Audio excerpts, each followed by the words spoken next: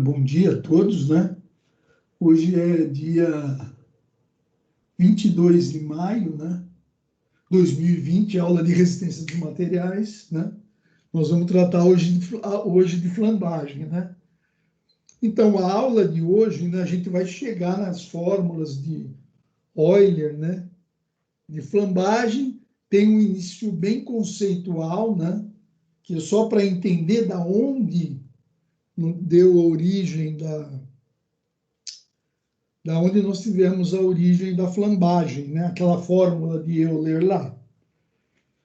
E daí nós vamos usar uma equação, né? Vamos lá.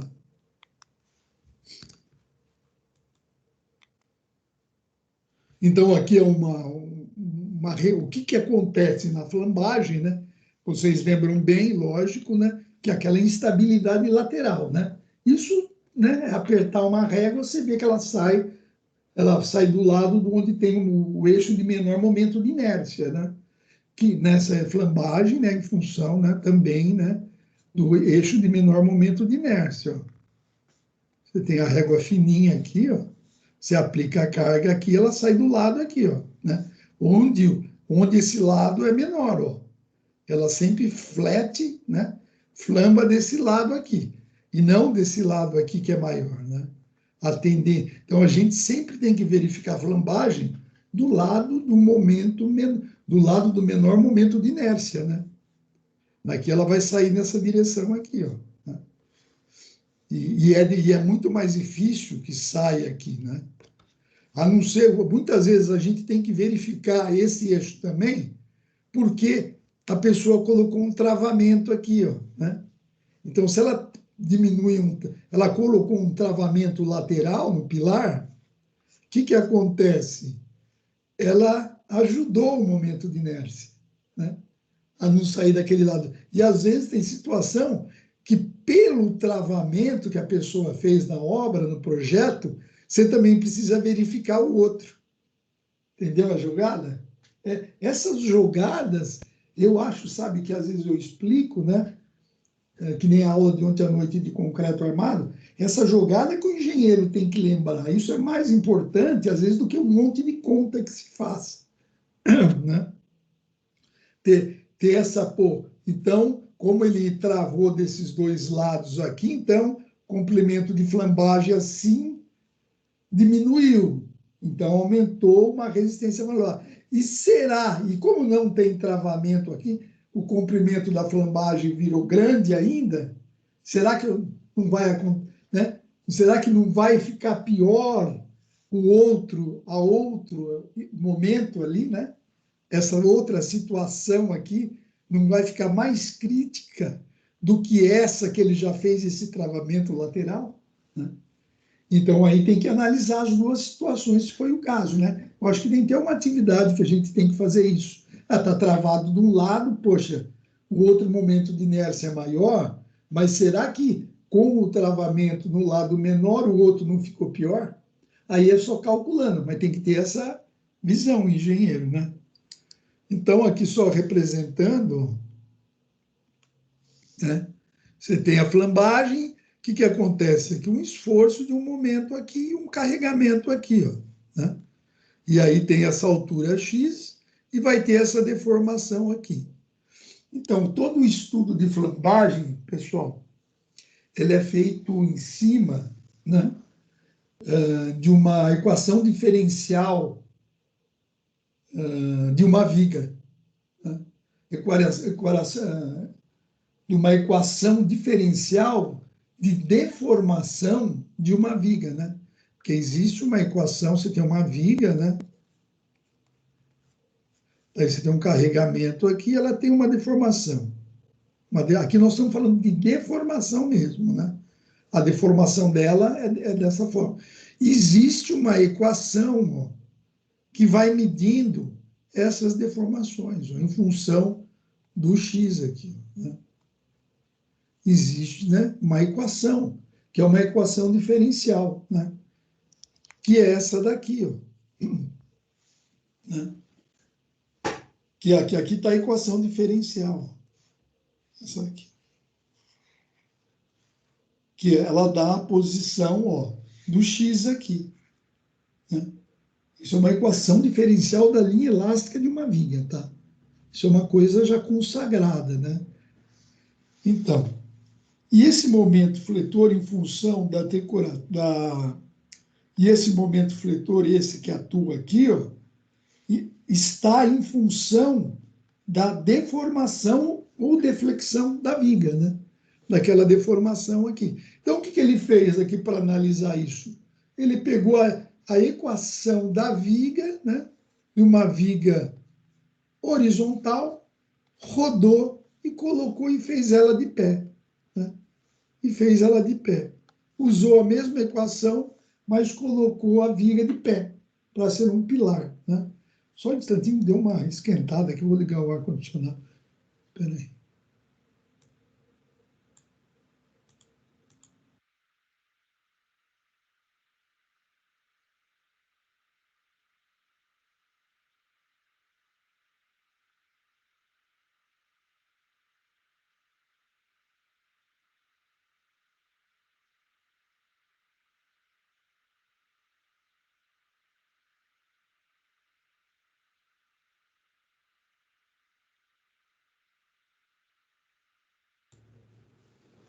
Pronto. Então, é essa equação aí, pessoal, né? Que a gente vai começar a ver, né? Para chegar na equação de Euler.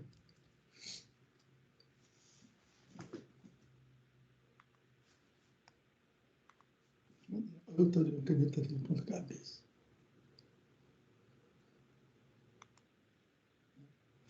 E daí ele pega aqui, ó, pessoal, ele faz o equilíbrio aqui. Somatória, tudo que a gente já sabe também, né? Somatória dos momentos em A tem que ser zero, né? Somatória, né?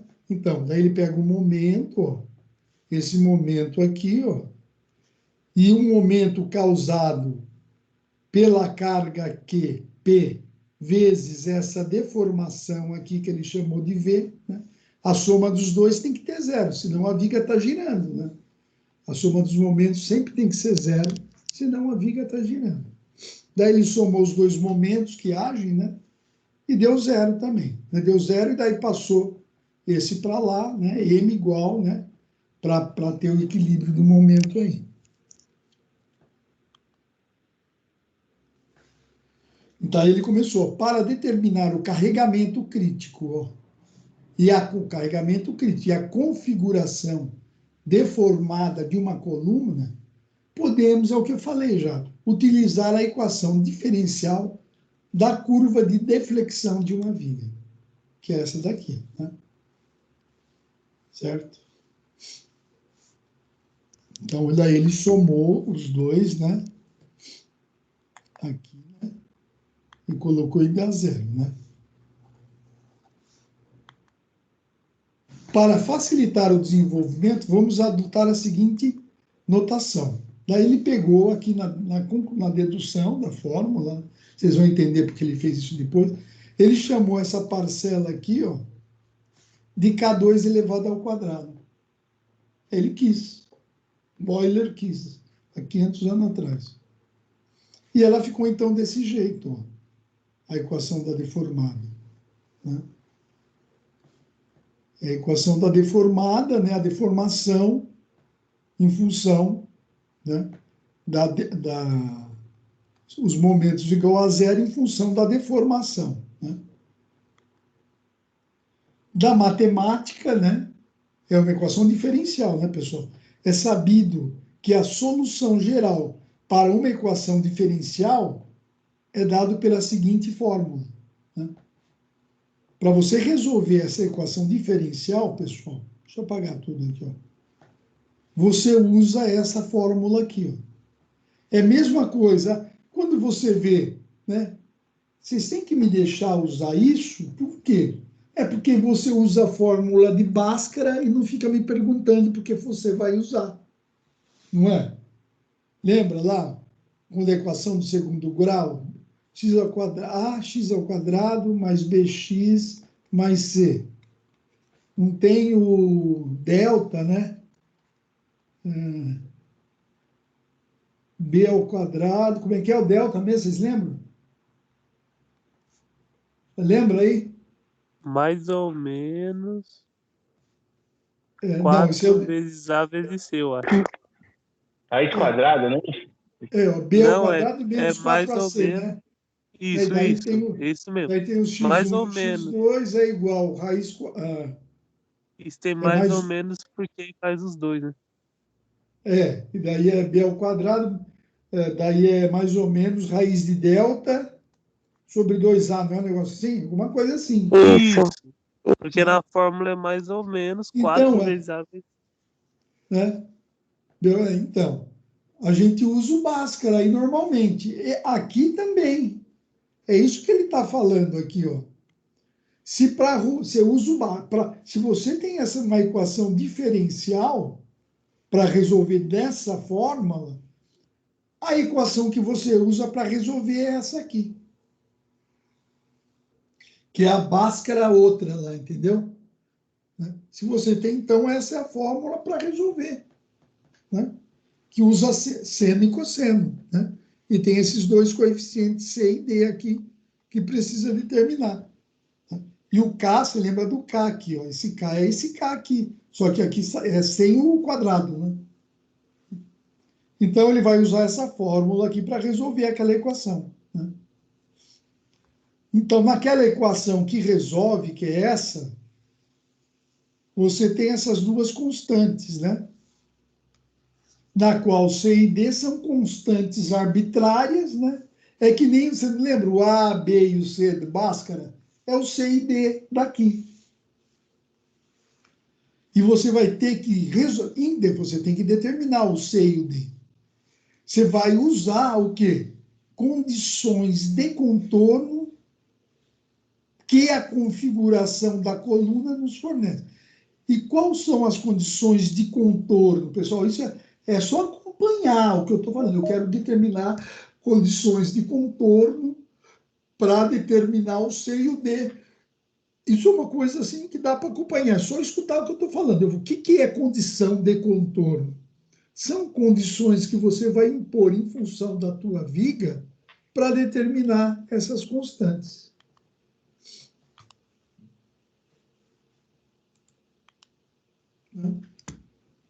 Então, o que a gente sabe da parte de estruturas?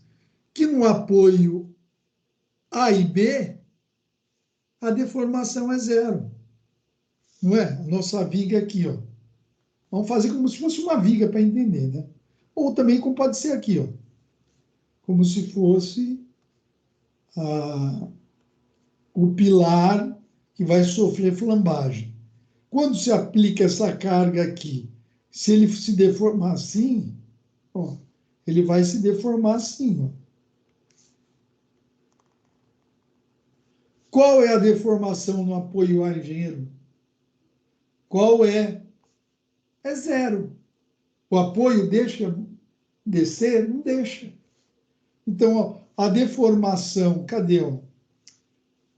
A deformação em A, ó, aqui também, ó. Se aqui for A e aqui for B, ó, aqui ele não sai do lugar. Não acontece isso. Então, a condição para A e B é que a deformação, né, em A e B é zero. Então, vamos lá. Então, para o apoio A, ó, para o apoio A, x é essa distância aqui. Vamos voltar aqui na configuração. Ah, não. Ó, só para mostrar lá também, ó. Então, o x está aqui, ó. Ó, x está aqui, a origem está aqui. Então, para x, ó, aqui é zero, né? Aqui é o x e aqui é o y. Então, aqui é zero, né? Ó, cadê? Ó, para x, para o apoio A, x é igual a zero, né? Então, você vai aqui na equação, ó. Cadê o x aqui? Então, aqui, ó, x igual a zero, aqui vai ficar zero e aqui vai ficar zero. Certo? Então, vai ser zero aqui e zero aqui. E a deformação tem que ser zero, né? O seno de zero é seno de zero é zero. Só lembrando, ó, pessoal, sempre que eu procuro, eu dou uma lembrada. Aqui está a circunferência trigonométrica. O seno, vou pegar uma coisa. Ó, o seno, você tem esse ângulo aqui, ó. O seno é aqui. Se o ângulo é zero, ó, o seno é zero. Certo? Você vai diminuindo o ângulo, ó, no círculo trigonométrico. Aí o ângulo é zero. Qual que é a altura aqui? Zero. Então, o seno de zero é zero. Certo? Então, aqui vai ser zero. Então, se aqui já é zero, para isso ser zero, o D tem que ser zero. Né? Por quê? Ó, porque o cosseno de zero é 1. Vou mostrar porque o cosseno de zero é 1. Eu gosto dessas lembranças. Quem já sabe, fica calmo, porque às vezes a pessoa, quando sabe, eu fico repetindo, ela fica meio brava, né? Mas quem sabe já, relaxa aí, e quem não sabe, aproveita para tentar relembrar, né? Então, vamos desenhar o círculo trigonométrico. Vai ser roxo. E agora eu vou desenhar os ângulos ali, que vai ser preto. Então, vocês lembram aqui, ó, para esse ângulo aqui, como eu já disse aqui, é o seno, né, que é o ângulo oposto. Seno é o oposto, ó, seno. E aqui, ó, é o cosseno, que é o adjacente. Então, se eu for diminuindo, ó, se for diminuindo aqui, ó, até quando for o ângulo zero, ó, o seno que é de frente vai ser zero, né? E o cosseno vai ser inteiro. E no círculo trigonométrico, o raio do círculo trigonométrico é 1. Né? O raio é 1. Então, o cosseno de zero é 1. Por isso que o cosseno de zero é 1. Porque na hora que o ângulo é pequenininho, e aqui é o eixo dos cossenos, ó, ele zero, então ele fica o ângulo inteiro, ó. Ele fica o raio inteiro. Nossa, eu estou apertando alguma coisa. Ó, então fica aqui inteiro. Quando ó, for 90, seno de 90, ó, ele vai subindo aqui, subindo, até que ele pega aqui o raio inteiro. Então, o seno de 90 é 1, e o cosseno, que é aqui, vira zero. É isso aí. Né? Então, como aqui é 1, então, para isso ser zero, o D é zero. Então, pela condição de contorno, achamos que o D é igual a zero. Agora, mas o C ainda, nós não sabemos ainda o C, precisa calcular. Então, vamos usar uma outra condição de contorno. Eu vou usar o apoio B, ó, o apoio B, que está lá em cima, né? Eu troquei aqui, né? Aqui embaixo é o A e aqui é o B. Então, se saiu o X daqui, ó, do A, e sobe, qual que é o X? Vale L, que é o comprimento. Então, você vai lá e substitui lá nessa equação aqui, ó. O X é L, então, a deformação no comprimento L, que é o apoio B, vai dar C, seno de KL, porque aqui era KX, né? Aqui era KX, ó. O X virou igual a L, ó. Virou KL. Mais o cosseno de KL. Né? Só que você já sabe que o D é zero. Então, isso já não vai existir mais. Então, só sobrou o quê? C seno de KL. Né? Tem que ser zero, C seno de KL. Né? Agora, se você também falar que o C é igual a zero, aí não tem nada, né? Aí se o D é zero e o C é zero, né? Então acabou a equação, vamos para casa. Né? Mas a verdade não é isso, né? Então, o que vai acontecer? O C-seno de KL vai ter que ser zero. Né? Certo? Só se o C for zero. Agora, temos duas soluções. Se tomarmos C igual a zero, a solução da equação diferencial é a deformação e a coluna não se deforma. Só que não é muito verdade isso, né? Que a gente aperta a régua e a gente faz cálculos da flambagem, né? Ó, se tomarmos agora seno de KL igual a zero, a solução da equação, né, seria o quê? KL tem que ser igual a zero, a π, 2π, e a coluna terá sofrido a flambagem, né? Certo? O que ele quis dizer com zero π? Aquela história, né? Do círculo trigonal. Você vê quanta teoria tem em cima disso, né? Então tem aqui, ó.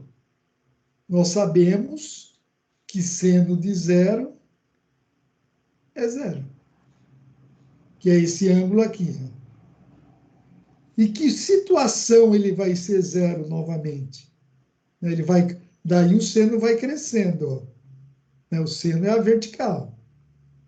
Daí o ângulo vai aumentando para cá, ó. E o seno vem para cima e vai diminuindo. Que ângulo é esse aqui? Se aqui é zero, vocês lembram que aqui é π sobre 2, que é 90 graus, e aqui é π. Daí o seno vai aumentando, e aqui vale quanto? Hein? Tá aqui, ó. 3π sobre 4, né? E daí vem para cá, ó, até voltar no zero de novo, certo? Então, por isso que ele fala, ó, né? Então, vamos mostrar aqui, ó. Fazer o que vale zero mesmo. Então, ali, onde é zero? É aqui, né? Daí vai diminuindo de novo o seno e volta aqui. Então, aqui é π sobre 2, aqui é π, aqui não interessa, vou apagar ali. Π sobre 2 é só quando é zero. Quando que o seno é zero? Quando a vertical é zero. Né? Então, é π, aqui é zero, e quando ele completa ali é 2π. Né? Então, é quando? É zero, quando é π, quando é 2π, daí 2π. Quando é 3π, 4π. Né? O seno é zero nessa frequência aí. Vamos lá. Entenderam? Porque ele falou que é π e 2π, né? Isso que é importante, só a gente ter essa noção. Vamos andar aqui, cadê meu negócio? Entretanto, se KL igual a zero, significa que o carregamento aplicado, P, é zero, o que não nos interessa. Pois L, né, não interessa, porque o L, o comprimento existe, o E existe e o I existe, que não podem ser zero. Né? Aqui, ó.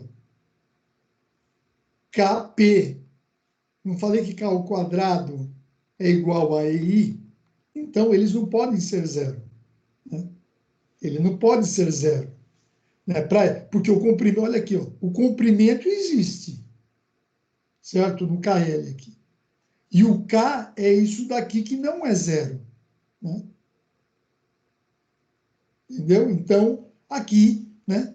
Se o K não é, então, eles não podem ser zero. Então, essa solução da equação pode ser resumida, então, aqui. KL é igual a Nπ, né? Onde N é 1, 2 e 3. Ou 3, né? Mas não interessa, né? Aqui, ó. Então, K do K ao quadrado igual AP sobre I, né? Tá vendo? Que é esse N aqui. E aí que surge, então, aquela fórmula de Euler. Né? Você vai no lugar do N, você mantém ali, e põe aqui no lugar do K, ó, o P e I.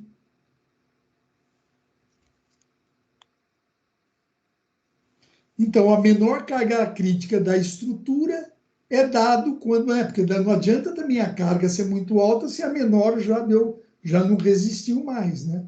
Então, a menor carga crítica da estrutura apresentada é dado quando N é igual a 1. Né?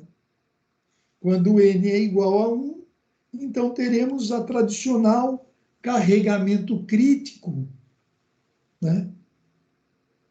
Para a flambagem, que é dado por essa. Por isso, pessoal, que aparece o π na fórmula. Né? Por isso, você vê como é importante o número π. É impressionante como o π é um número importante. Né? Por isso que o π aparece na fórmula. E essa é a carga crítica de flambagem. Né? Eu fiz questão de mostrar esse processo para dizer como chegou. Né?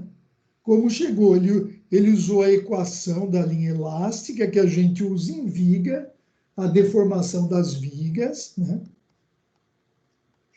A equação da linha elástica. Nossa. Que oração? 8h40. Porque eu olhei aqui, foi 10 slides de 40 ainda. Ele usou a equação da linha elástica, né? Fez as condições de contorno que no apoio A a deformação é zero, na deformação é zero, daí usou o cálculo, né, do Cícero, que vocês estudaram com ele, para solucionar essa equação. E daí chegou nessa equação aqui, ó, que é a carga crítica de flambagem. Né? Então, isso é a explicação matemática de como se chegou nisso. Tá? Não é uma fórmula jogada. Tem a explicação aqui que dá para entender. Então, a fórmula de Euler, né, foi derivada assumindo que a carga é aplicada na coluna. Agora tem as questões, né? Exatamente no centroide e que ela é perfeitamente reta. Né? É uma suposição para poder começar um estudo. Na prática, devido a pequenas imperfeições, né? Na prática, quando você faz o pilar, ele não fica, a coluna ela não fica totalmente, tem as normas que determinam isso, mas ela não fica totalmente na vertical, né? Então, na prática, temos imperfeições, né, de execução, da aplicação da carga, das colunas. Né? As colunas não flambam bruscamente, mas sim começam a inclinar-se levemente. Né? Por isso, o critério prático utilizado, né, nas cargas em colunas é limitado pela tensão máxima admissível do material, né, quando você vai fazer o cálculo, e pela deflexão da coluna. Né? Você tem um limite de flambagem admissível. Né? Mesmo que a coluna seja capaz de suportar mais carga, uma coluna com grande deflexão deixaria os usuários do ambiente receosos, evitando a sua utilização. Né? Certo? Você vai num lugar, não vai cair, mas está torta, você não vai querer ficar lá, né? Você não vai querer ir num restaurante que você chegar lá tudo torto, né? A norma brasileira, ela especifica, né, que as condições de serviço, né? E as condições, tem o limite último de resistência e as condições de serviço, onde você verifica a resistência do material e o outro você verifica as deformações, para ver se as deformações não estão excessivas e você não vai se sentir um desconforto de estar naquele local.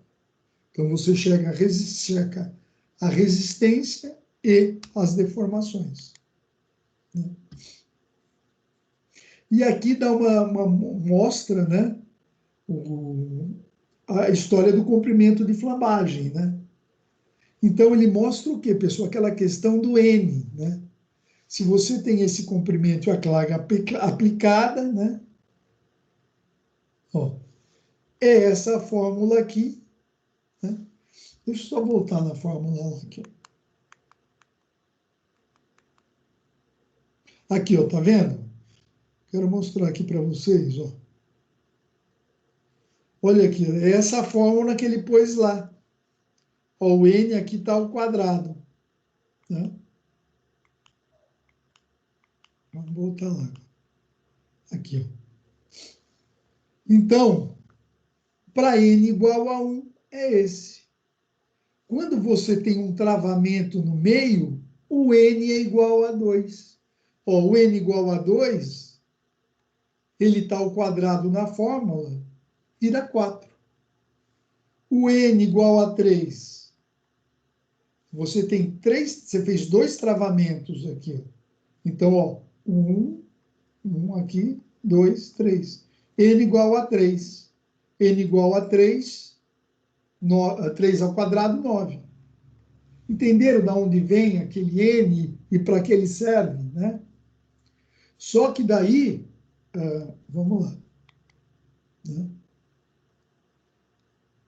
Nós vamos aqui, ó, com essa equação crítica, né?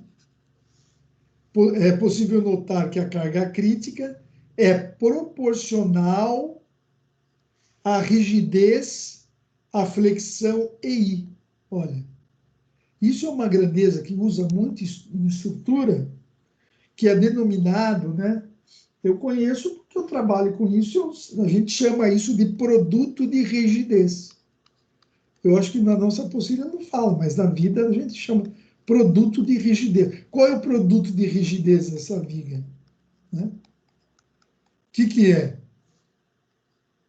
É o módulo de elasticidade longitudinal vezes o momento de inércia naquele determinado eixo, né? que é o produto de rigidez. Aqui ele chama de rigidez à flexão, né? E também pode ser isso. Tá vendo? Ó? É possível notar que a carga crítica é inversamente proporcional ao quadrado do comprimento. O que ele está querendo analisar, engenheiro? Ele quer dizer o seguinte, deixa eu apagar ali para a gente conversar aqui. Ó.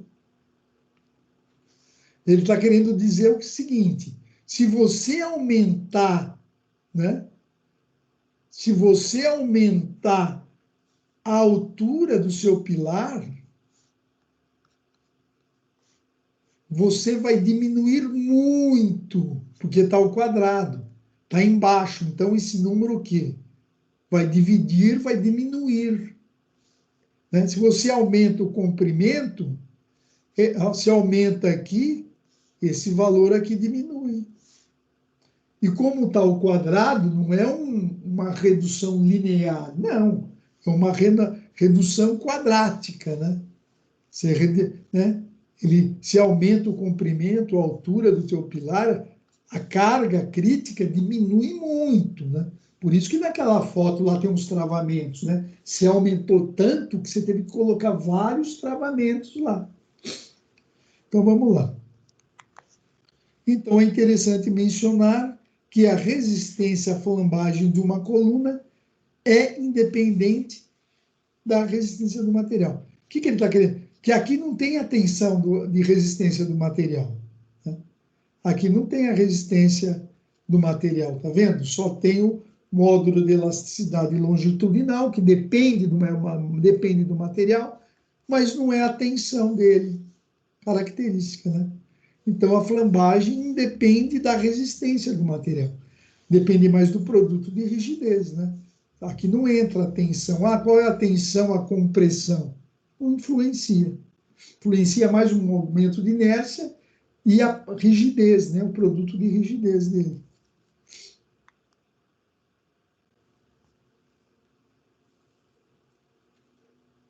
Então, a resistência à flambagem, ó, de uma coluna pode ser aumentada por meio do quê? Aumento da rigidez à fricção, que é o EI, né?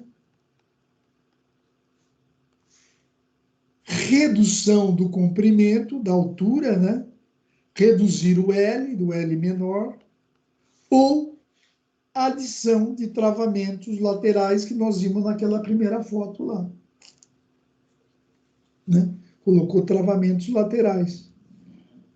Quando você põe travamento lateral, você aumenta, você lembra o N? Você mexe naquele N, que está ao quadrado, né? E está em cima da fórmula. O N está em cima. Então, você aumenta aqui, você vai aumentar a carga crítica que você pode aplicar lá. Estou falando muito rápido, né? Aqui, ó. E a rigidez, né? Eu já falei isso, mas vamos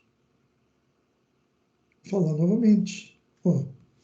A rigidez, a flexão, pode-se que a ueína,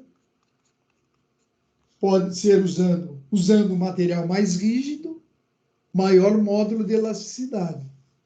Ou aumentando o momento de inércia da seção. Certo?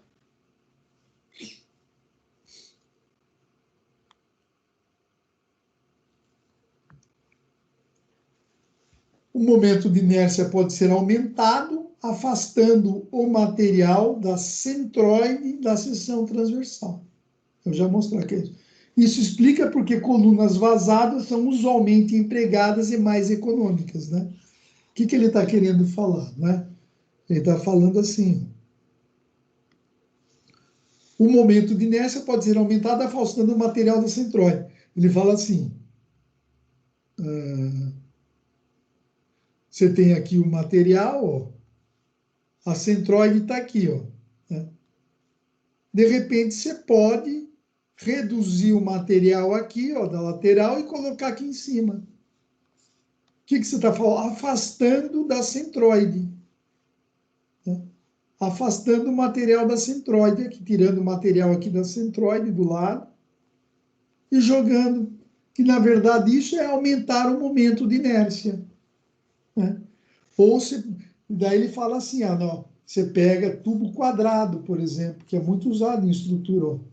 Ele é vazado, a centroide está aqui no meio, você tirou o material aqui do meio e colocou ele tudo aqui em volta. Por isso que tem o tubo vazado, né? Pô, mas o tubo vazado não tem... Não, você tirou o material, né?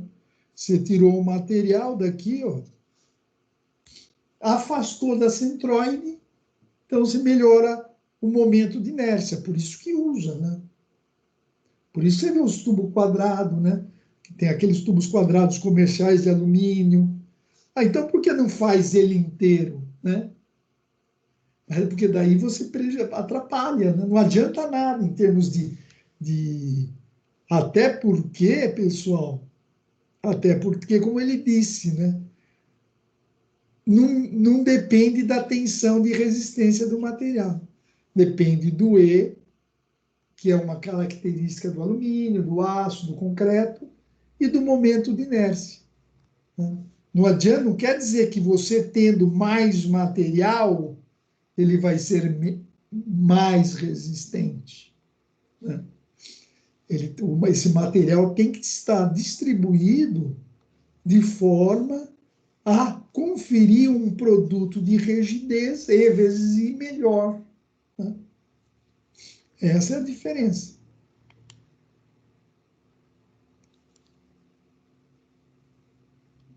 Daí tem outra observação aqui para os nossos engenheiros aí, né?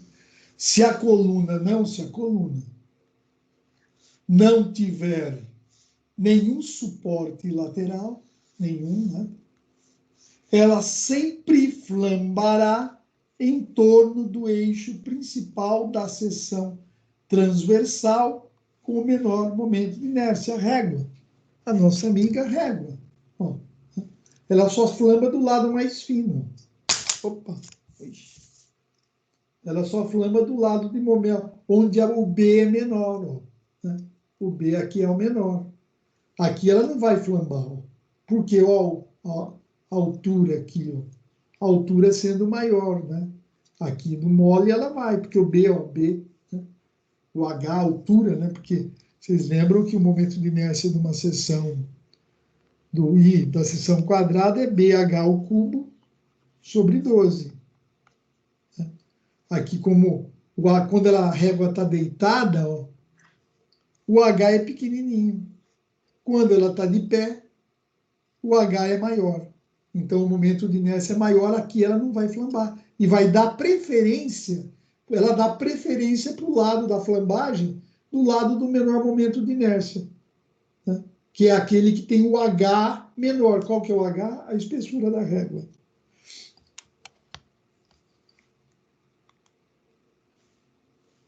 Aqui algumas seções, né?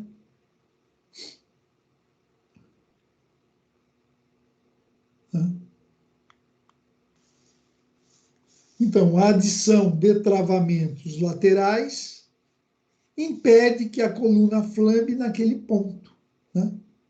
Fazendo que o valor D1, ND1 seja maior que 1. Opa, o que aconteceu aqui? Nossa.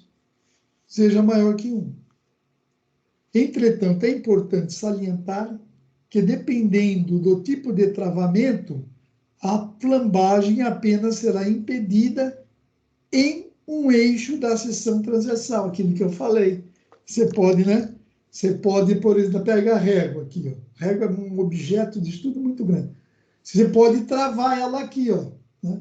Você trava ela aonde a altura é menor. E daí pode ser que ocorra, e como você não travou no outro, pode ser que ocorra naquele lado que você não travou. É o que ele está dizendo aqui. Então, aqui, por exemplo, você tem essa situação aqui, ó. Se você tiver, ó,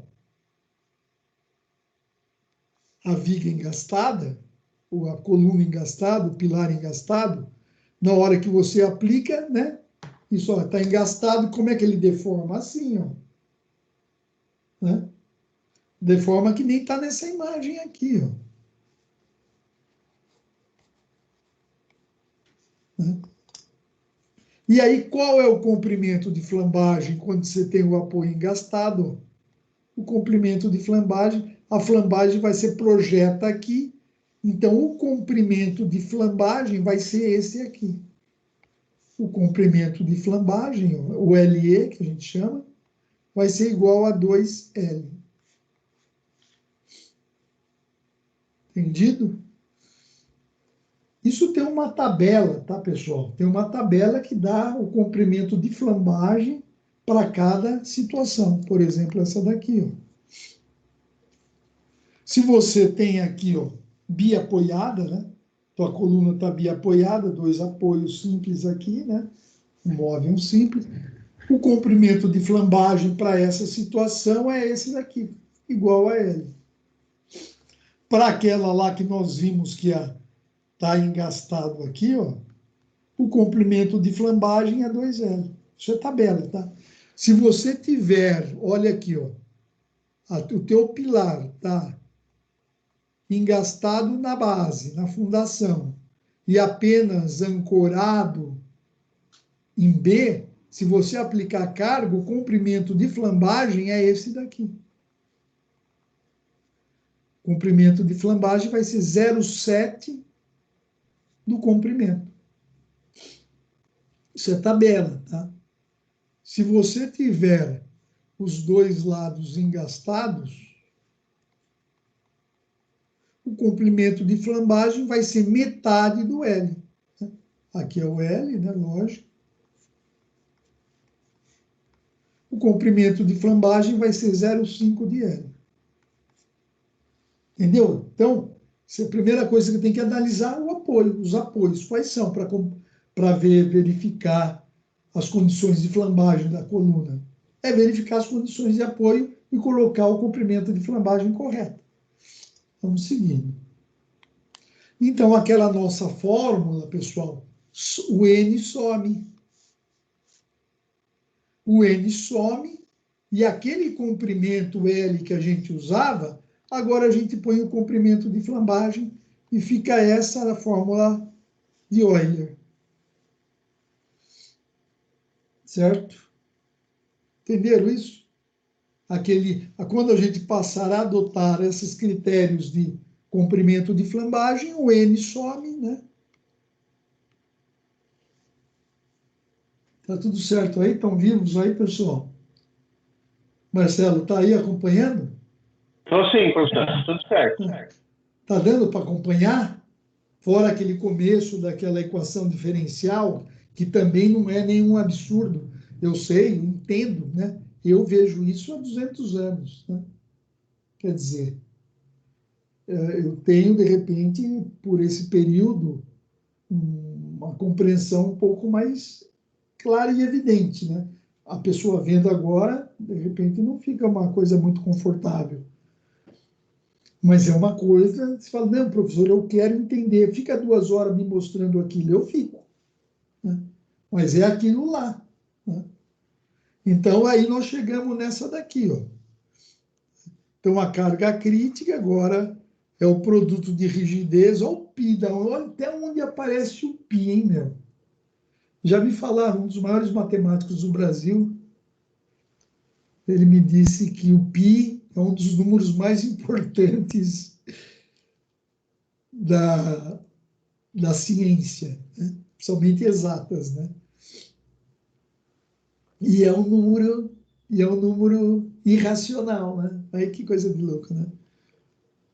O pi não consegue ser representado por número racional, é quando ele consegue ser representado por uma fração, né? E ele não consegue ser representado por fração nenhuma. Então, essa é o comprimento de flambagem, né? Produto de rigidez, e o π ao quadrado, né? Essa é a carga crítica. Vamos ver o que ele fala aqui. Agora nós vamos, tensão de flambagem no regime elástico e índice de esbeltez de uma barra. Acho que todo mundo já viu, né? Índice de esbeltez, né?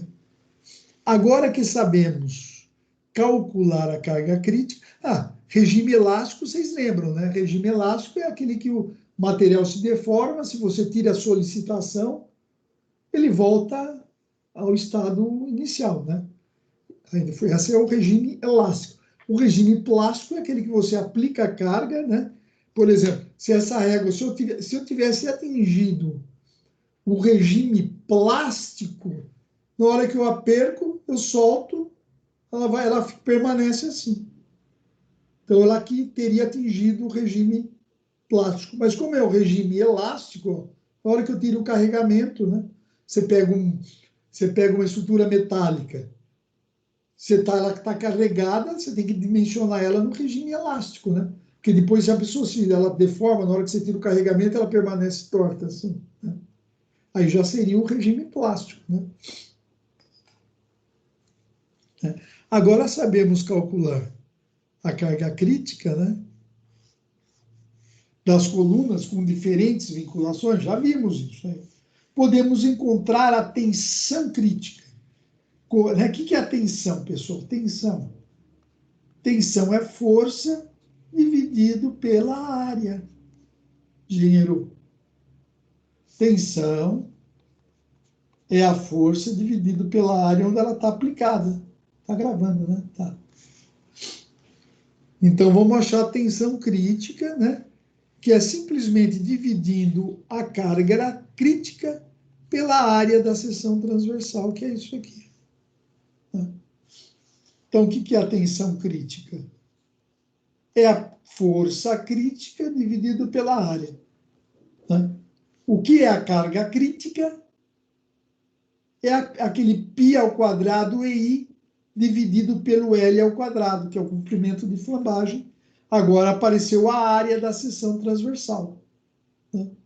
Apareceu aquela área, tua coluna está lá, ó. Essa área é isso daqui, ó. Tua coluna está lá bonitona na sua obra, tem a carga aqui, a área é essa aqui, ó. Essa é a área da seção transversal. Tá?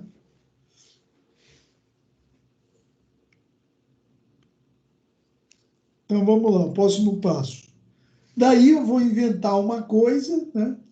A ciência inventou uma coisa de raio de giração. O raio de giração é isso daqui, ó.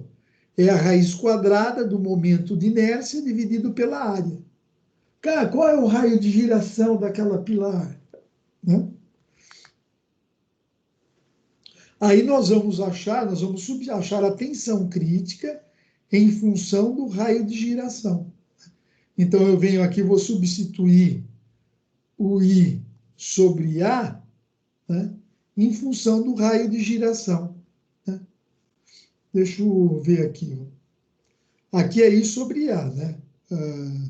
Botar aqui o I e aqui o A.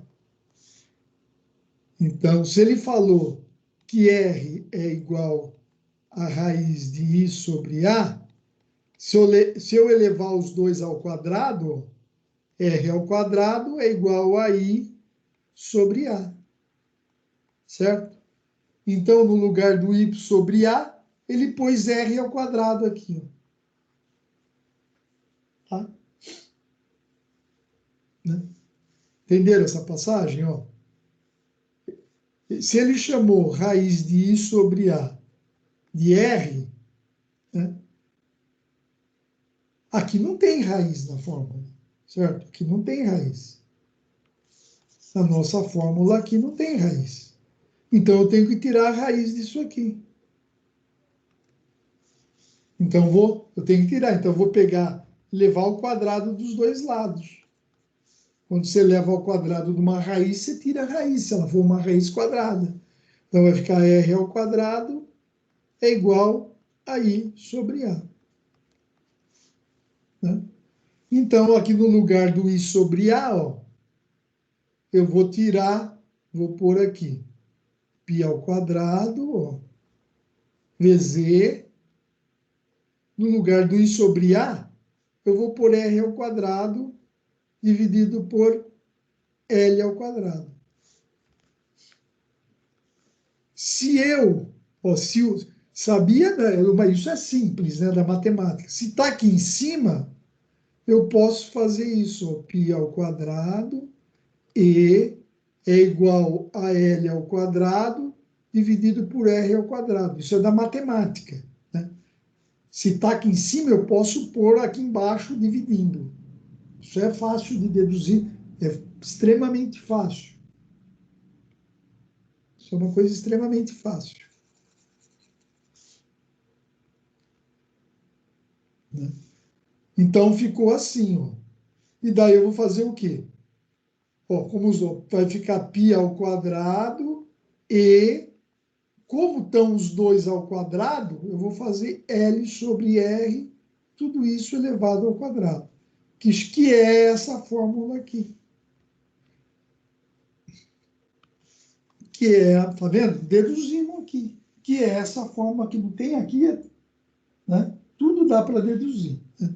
Tem hora que, às vezes, passa, às vezes, faz de repente, uma dedução que nem aquela da equação de deflexão que nós vimos, é o curso de cálculo do Cícero do semestre inteiro. Então, daí já tem que seguir, é que nem vou aprender a equação a fórmula de Bhaskara e ficar lá mais aulas explicando como é que faz, porque Bhaskara é daquele jeito. Né? Então, aqui, ó, tensão crítica, nós chegamos nessa fórmula aqui agora. Né? O R é o raio de giração. E daí eu vou chamar L sobre R do popular e famoso índice de esbeltez daquela coluna. Não tem aquele pilar é esbelto, aquela coluna é esbelta. É esse índice aqui. Não é que fala que ela é esbelta porque ela é magra, alta. Não, ela é esbelta. Até tem essa similaridade, né? Mas o índice de esbeltez vem dessa fórmula aqui. a altura dela dividido pelo raio de giração. Tá?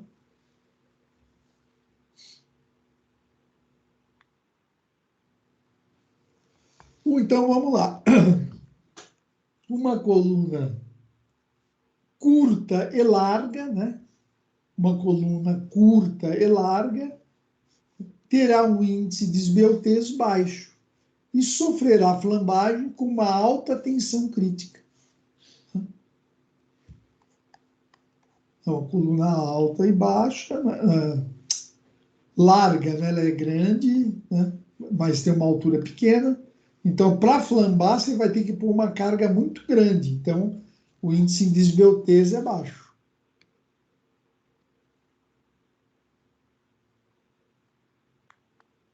Uma coluna alta, quando fala esbelta, é o lambda, não é outra coisa, é aquele lambda.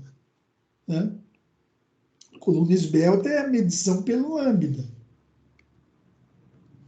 Uma coluna alta, né? E esbelta terá um índice de esbeltez alto, né?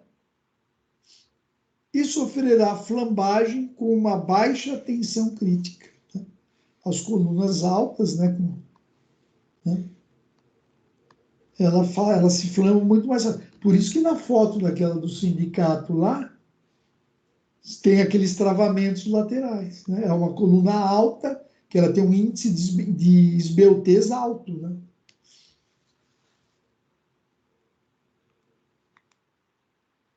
Então, o que o índice de esbeltez faz, pessoal? Mede a flexibilidade da coluna e pode ser usado para classificar uma coluna como longa, intermediária ou curta. Aqui, ó. Né? Aqui é o L sobre R, né? Aqui é o índice de esbeltez. E aqui é a tensão que está atuando em cima da coluna, né? E aqui é o carregamento crítico, esse gráfico. Quer dizer, olha aqui, ó, se você tem uma esbeltez alta, né? Olha como diminui a tensão de flambagem. Ó. Se vai diminuindo a tensão, o índice de esbeltez, ó, olha como aumenta a tensão de flambagem. Chega num ponto, pessoal, aqui, né? Para esse índice de flambagem, de esbeltez, o que acontece? Ela não flamba, ela rompe por esmagamento. Né? Atingiu, ela escoa, o material escoa. Né? Ela não nem flamba, antes ela vai sofrer o escoamento, o rompimento do material por compressão, porque antes de flambar, né? Porque o índice de flambagem é baixo. Né? Que é aquela história da coluna pequenininha, né? Ela nem tem, ela não tem, ela não flamba, mas ela sofre a compressão, né? Ela se rompe por compressão. Entenderam esse gráfico aqui? Ah, tem algumas observações aqui. Caso a tensão atuante no material seja maior que a tensão de escoamento, né? A coluna escoará antes de ter a chance de flambar. Né?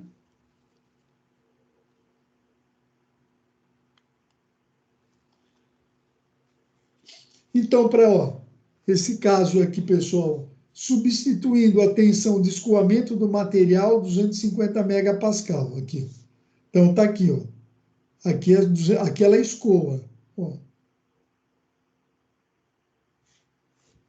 Então, você colocando nessa fórmula aqui, ó, você vai achar aqui, ó, o índice de esbeltez vai dar 89. Certo? Então, se o índice de esbeltez dessa coluna for 89, ela não vai ter flambagem. Ela vai se escoar antes, ela vai romper pelo escoamento antes de flambar. Agora, para aqui não. Para cá não, ela vai ter a flambagem antes. Ó. Se você mudar o índice de esbeltez, né? Se você mudar o índice de esbeltez, você vai ter antes a flambagem. Para outras medidas aqui de coluna, tá vendo? Ela vai escoar antes. Daqui para frente, ela vai ter primeiro a flambagem antes do escoamento.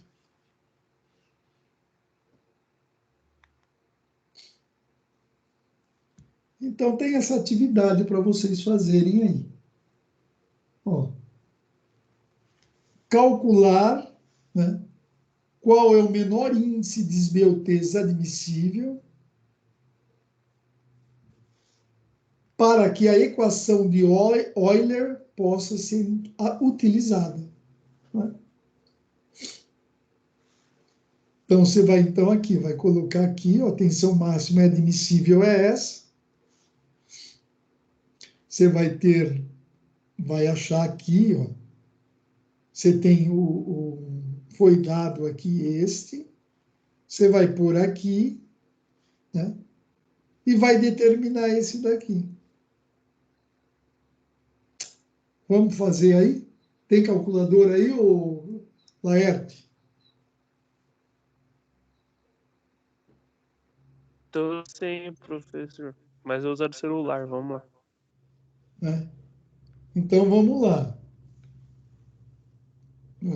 Vamos fazer junto aí, ó. Então, a gente vai ter que usar... Qual é a tensão crítica? É essa daqui, ó. Né? Está em megapascal. Né? Então, a gente vai ter que deixar em megapascal. Então, vai ser 350, né? Vai ser 350. Vai ser π ao quadrado. Agora, aqui está em giga, né? Giga é maior que mega, certo? Certo, engenheiros? Você prefere né? Giga é maior que mega, né? É quilo, giga... Não. Nossa. Engenheiro, vocês estão aí me deixando sozinho, hein? É quilo, mega e depois giga, né? Certo? Tá certo, certo? Ou é ao contrário, engenheiro? Então vamos lá. Não, acordem aí, agora é fácil de fazer, pessoal. Eu sei que é dureza, né? Uma aula dureza, né? Mas é para os fortes. Então agora eu vou colocar no lugar do E. Só eu vou passar para mega, então vai ser 210 mil. Certo? Agora aqui, ó, eu vou colocar aqui, ó, no lugar do L sobre R, eu já vou pôr o lambda, ó.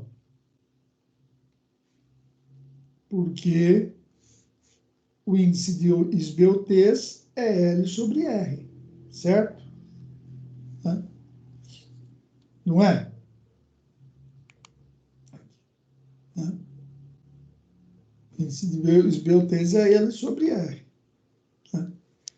Então, eu preciso fazer essa conta aqui, ó. Né? Então, eu vou passar para lá. Vai ficar 350, ó. Vezes lambda ao quadrado é igual a π ao quadrado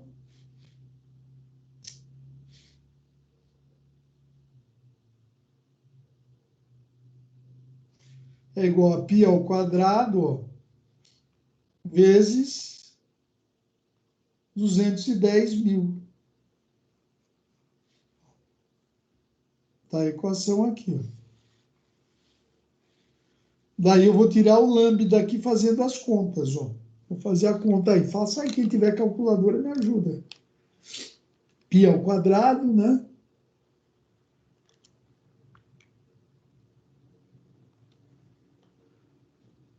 vezes 210 mil,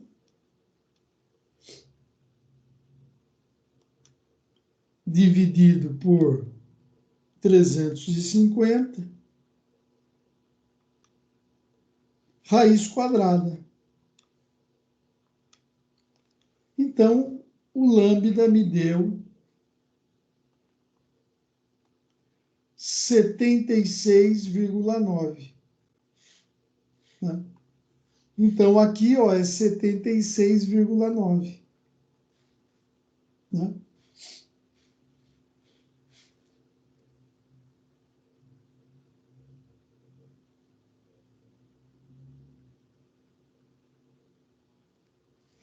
Vamos escrever direito aqui.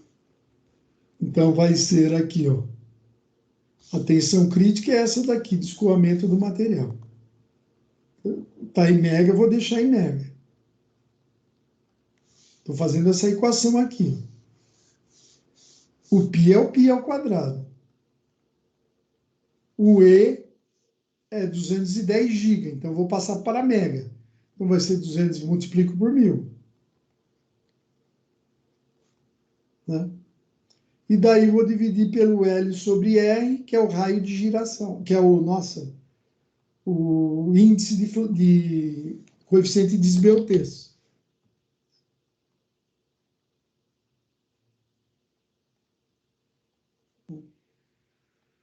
Daí eu passo L sobre R para lá, né? Vai ser L sobre R ao quadrado é igual a π ao quadrado vezes 210 mil, né? Aqui é vezes, né? Para não confundir com esse ponto, 210, dividido por 350. Certo? Fazendo essa conta, pessoal, né? Eu vou obter aqui, ó, que L sobre R ao quadrado vai dar 5.921,76. Né? Só que eu não quero, vou extrair agora a raiz quadrada dos dois lados. Então, vai dar L sobre R, raiz desse valor aí, vamos ver se dá certo, vai. Deu 76,95, né? Que é o índice de esbeltez, que aqui ó, é 76,95. Né? Aqui é o L sobre R, né? Aqui é o 350, que é o limite de escoamento do material, né? 350 megapascal. E aqui é a tensão de escoamento do material. Né? E aqui é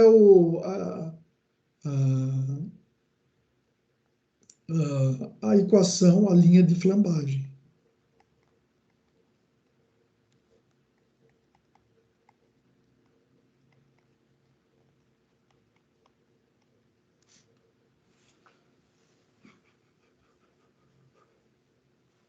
Entenderam isso aqui, pessoal? Hein? E galera?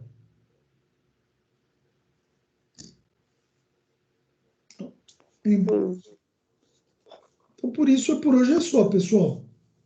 Quero que estude essa matéria aí, né?